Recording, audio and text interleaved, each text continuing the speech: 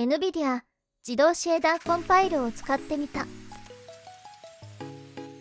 こんにちは、もちの京子です。今回は2026年4月1日頃にリリースされた NVIDIA との新機能である自動シェーダーコンパイルオートシェーダーコンピレーションを使ってみたものです。これはコンピュータのアイドル時にシェーダーコンパイルを実行しておくことによって次回ゲーム起動時にシェーダーコンパイルを待つことなく即座にゲームプレイができるというものです。新しいゲームのインストール時やドライバ更新時にシェーダーコンパイルのバーが現れるのをほとんどの方が見たことあると思いますが、これを PC が暇な時に勝手にやってくれる機能になります。ちなみにこの機能はまだベータ扱いのようなので、実使用では何か問題が出る可能性もあるかもしれません。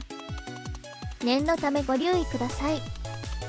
それでは実際の動きの様子を見ていきます。まず設定方法です。NVIDIA との設定の説明にベータ版というのがあるので、これにチェックを入れます。アプリが更新されてからグラフィックのグローバル設定に行き、下の方にあるシェーダーキャッシュのところを押すと自動シェーダーコンパイルの項目があるので、これをオンにします。システム使用率というのは自動シェーダーコンパイルにどれだけ CPU の使用を許可するかということのようです。では次にこれまでの挙動を確認します。新規にステラブレードデモをインストールして即起動してみます。カットします。インストールが完了したので起動します。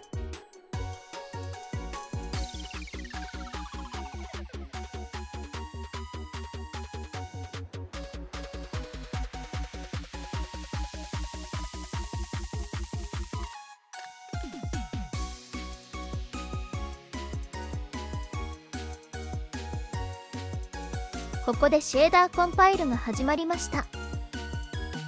長さを体感していただくためにあえて実時間で流します。上のタイマーは参考のために編集で追加しています。数十秒でも待つとなるとなかなか長く感じます。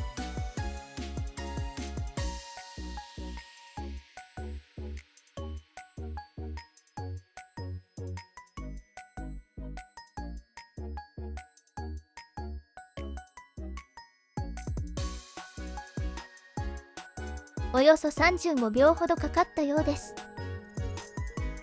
ゲームがプレイ可能になりました。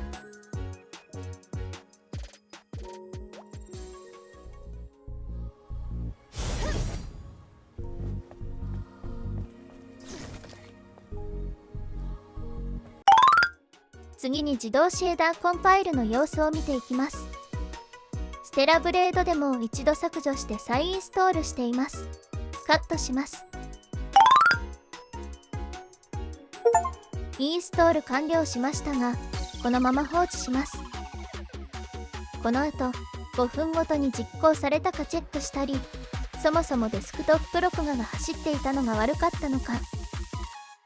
しばらくシェーダーコンパイルが走らなかったので、録画を止めて操作なしの時間を作ってみました。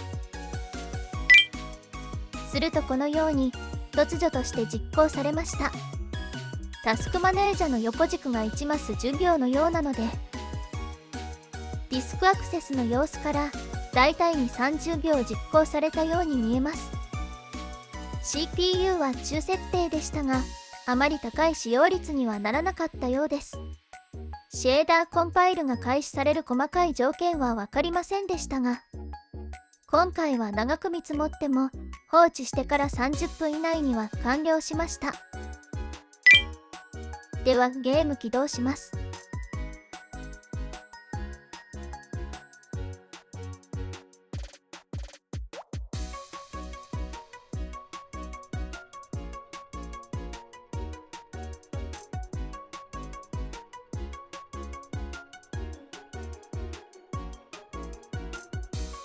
確かにシェーダーコンパイルは行われず、いきなりプレイ可能になりました。なお、参考までにこの PC のスペックは CPU が Ryzen 75700X、GPU が RTX4060 です。